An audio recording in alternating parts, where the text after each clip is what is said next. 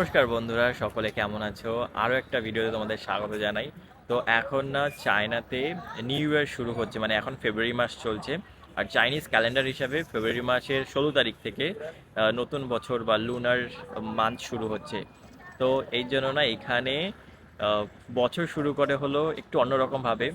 নতুন নতুন গাছ কেনে, নতুন নতুন ফুলের গাছ, বিভিন্ন রকম গাছ কেনে আর বাড়িকে সাজায়, বাড়ির সামনে রাখে। দেখো এখানে বিভিন্ন রকম দোকান বসেছে। হ্যাঁ, বিভিন্ন দোকান বসেছে। এই দোকানের মধ্যে কিন্তু এরকম সব গাছ বিক্রি করছে। লেবু গাছ, ডিফারেন্ট কাইন্ড অফ লেবু গাছ। হুম, এই দেখো এখানেও কিন্তু ফুল গাছ রয়েছে বিভিন্ন রকম।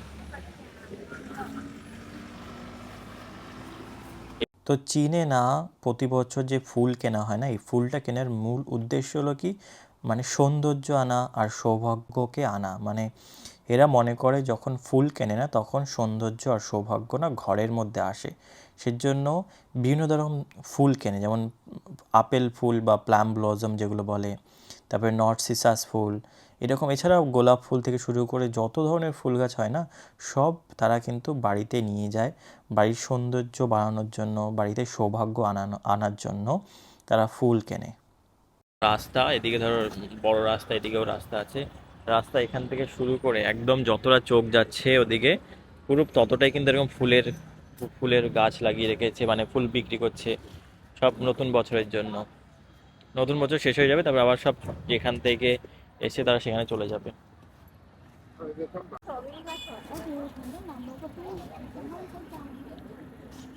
সব গাছ বিক্রি করছে। ফুল গাছগুলো কিন্তু হেভি লাগছে, সুন্দর। আর এত সুন্দর স্মেল বেরোচ্ছে না, মানে এত সুন্দর সুগন্ধ বেরোচ্ছে না, দারুণ লাগছে এখানে। এগুলো ছোট ছোট ফুল, এই যে ছোট ছোট ফুল ধরেছে কিসের একটা। হুম? আর এই যে ফুলগুলো না, এই ফুলগুলোকে মনে করা হয় যে লাকি ফ্লাওয়ার। তো আহ, এরা যত দামি হোক না কেন, এই ফুলগুলোর দাম কিন্তু অনেক বেশি হয়, 400 500, মানে 5,000 টাকা 6,000 টাকা।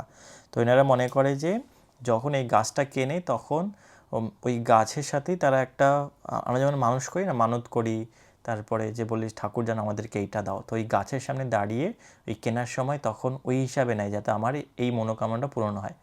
আর এরা মনে করে যে এই গাছটা কিনলে নাকি সব, মানে 100% মনস্কামনা পূরণ হয়, তাই এই গাছগুলো কেনে।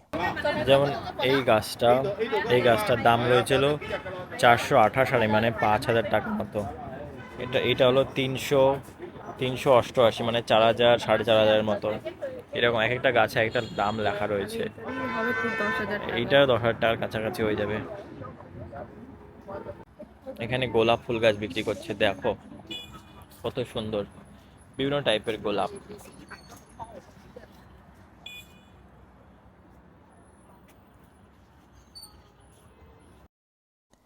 আর এরা কিন্তু না লেবু গাছও কেনে। লেবু গাছ হলো, মানে চীনা নববর্ষের লেবু গাছ হলো সমৃদ্ধি ও স্বাস্থ্যের প্রতীক। মানে হলো ভালো স্বাস্থ্য হবে, সমৃদ্ধি বাড়বে।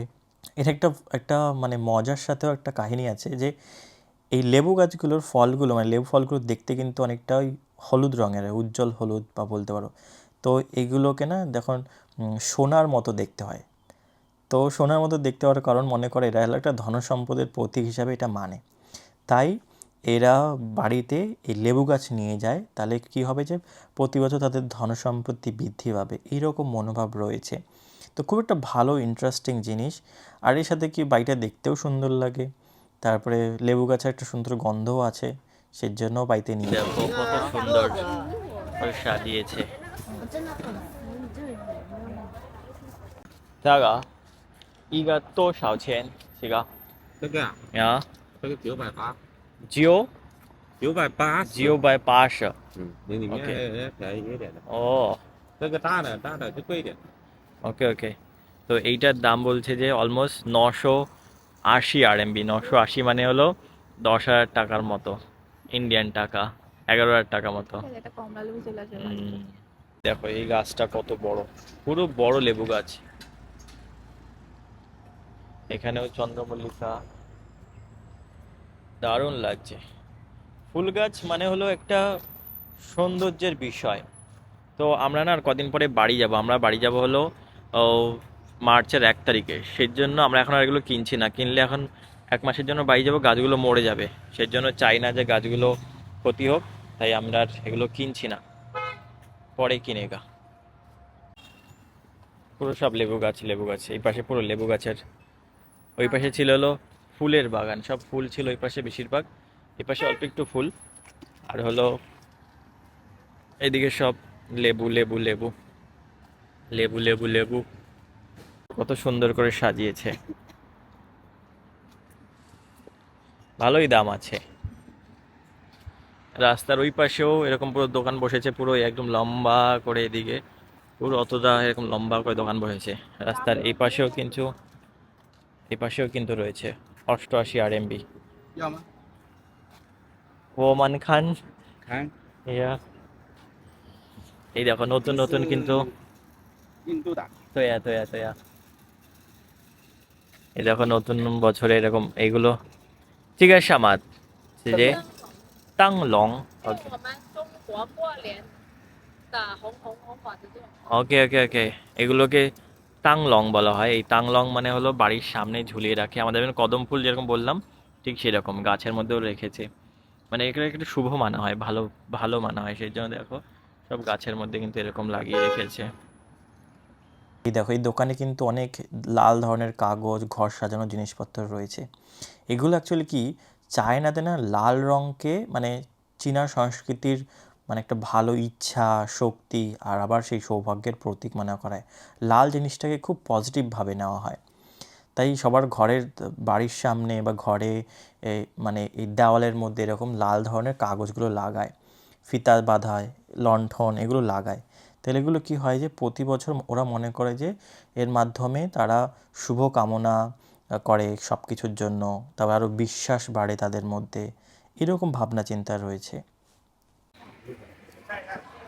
বিভিন্ন রকম লেখা এগুলো বিক্রি করছে, সব লেখার মধ্যে সিংনিয়ান খয়লা বা বিভিন্ন ভালো ভালো কিছু জিনিস লেখা রয়েছে।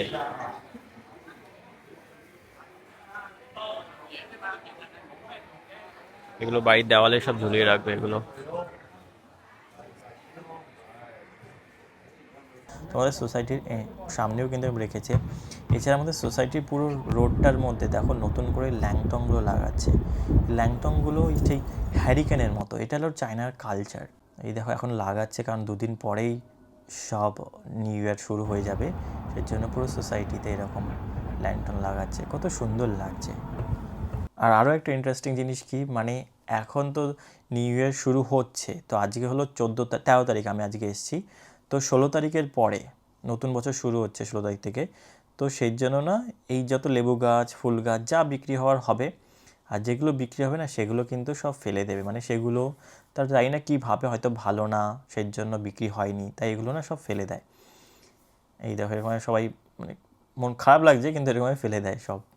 আমাদের এখানে যেমন দুর্গাপূজা বা দিওয়ালি যেরকম সেলিব্রেট করে না 10-12 দিন ধরে, চায়নাতেও কিন্তু শুধু চাইনিজ নিউ ইয়ারই এরকম 10-12 দিনের ছুটি থাকে, অফিসিয়াল ছুটি, খুব মজা হয়। চায়নাতে অ্যাকচুয়ালি চন্দ্র ক্যালেন্ডার মানে লুনার ক্যালেন্ডার হিসাবে না বছরের শুরু হয়। আমাদের পশ্চিমবঙ্গে বলো বা ইন্ডিয়ার কালচারে কিন্তু আমরা সান মানে সূর্যের ক্যালেন্ডার হিসাবে আমরা কিন্তু দিন গণনা করি, বছর গণনা করি, কিন্তু চায়নাতে চাঁদকে বেশি প্রাধান্য দিয়ে ক্যালেন্ডার তৈরি করা হয়।